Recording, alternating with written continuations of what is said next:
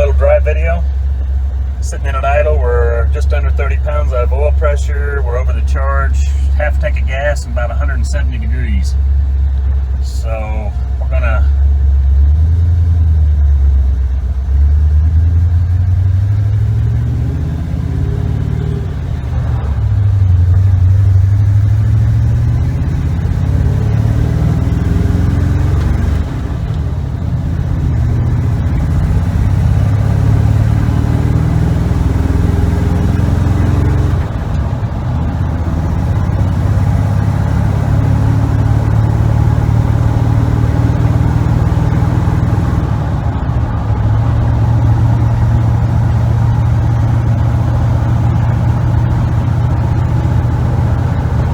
about 55 mile an hour now, in between 30 and 40 on the oil pressure. In the charge, we're at about 180 degrees.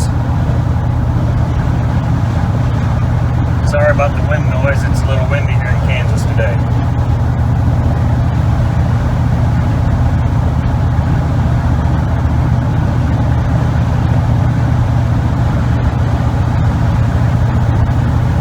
This thing has plenty of power to accelerate quickly. I'll run it up to 60. There's 60.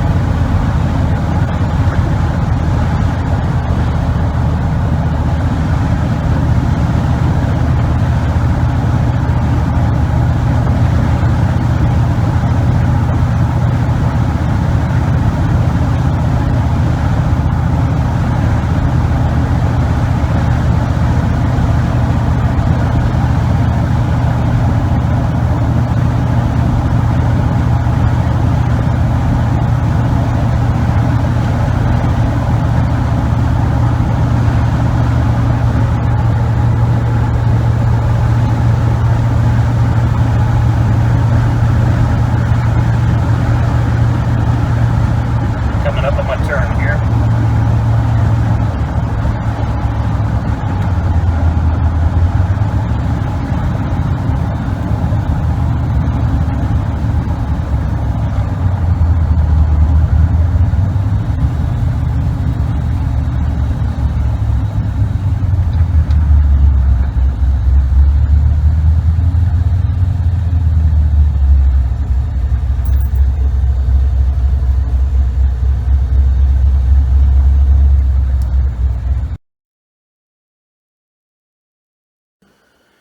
Another thing I wanted to show you on the truck, and I forgot to, was the running lights and turn signals. So this truck has the items that are over the long skinny item that is over the headlight bucket. I call them arrowheads, but I don't know what their true name is. They have a glass lens on the front of them. So I've turned those into running lights and turn signals. And on the original 46, they were just running lights. So when you turn on the ignition, we can turn on the lights, and as you'll see, they are currently running lights. Also, the back have the original style taillights in them with a tag light, as you can see here.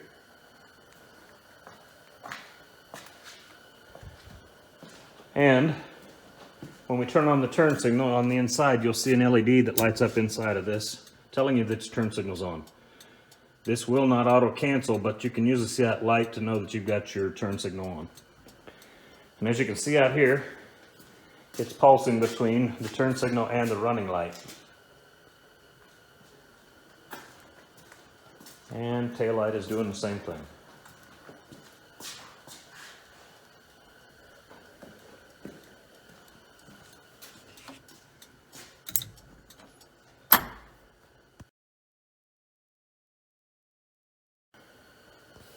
This windshield also cranks out. If you'll notice, there is one windshield wiper.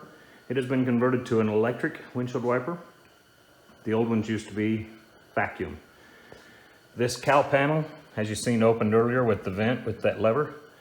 And this windshield will open up to allow fresh air in. Up here is the control for your windshield wiper. You flip that switch when the power's on and that windshield wiper will go to working. So to crank this windshield out, there's a lever here. And you just start cranking it out and it will go out, as you can see. And that allows fresh air to come in to the cab. I tell you, that's a lot of air coming in when you're going down the road. But everything in this truck is 100% functional and almost 100% original steel except for custom mods. This is an all steel truck. There is no fiberglass in it except for the air conditioning boxes that I made underneath the dash. Other than that, no fiberglass, all steel.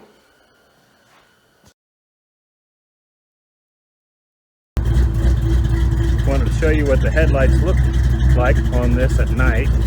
That is low beam. Really good headlights on this thing.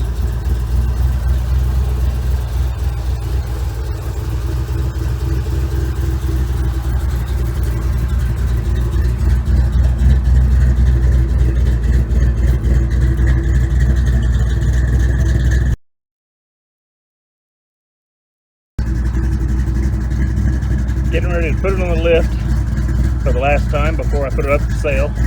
So I can take an underneath shot of this thing. Thought I'd do one more outside walk around while I'm sitting here warming up.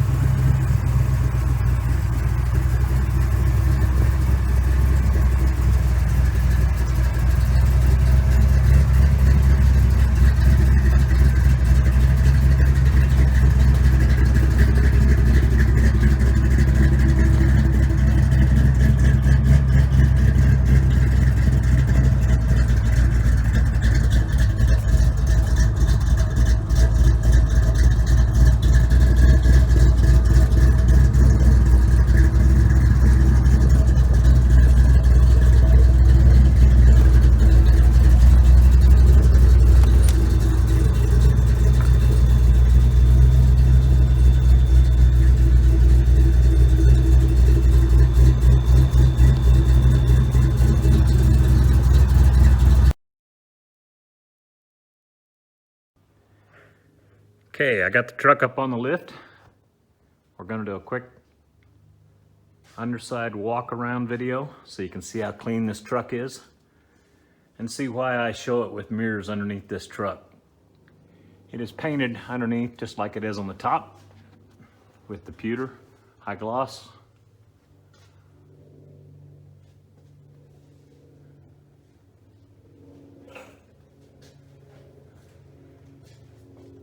You see these structures over here, that's to hold the running boards.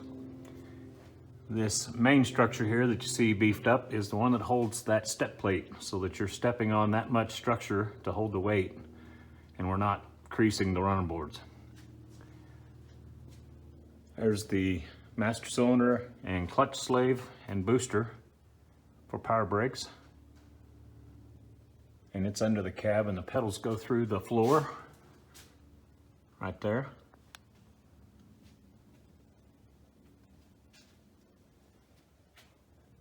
All of the backing plates and brakes are painted the same pewter. Hot cheek springs, A-arms and frame is high gloss pewter as well. Chrome oil pan.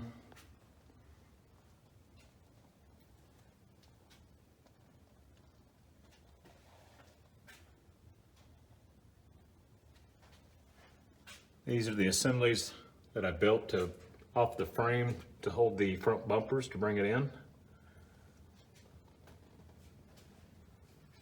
Here's your power steering unit, a pulley system under the engine, and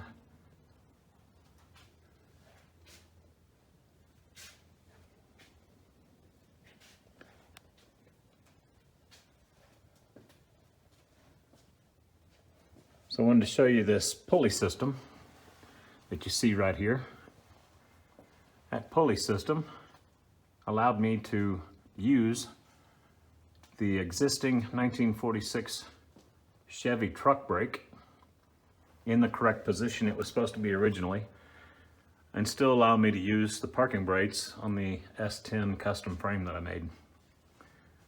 As you'll see here, this rod that ties to the transmission mount goes up and is mounted, and that is your 1946 emergency brake. Those cables go back, and as you pull it in, it ratchets through and sets that brake.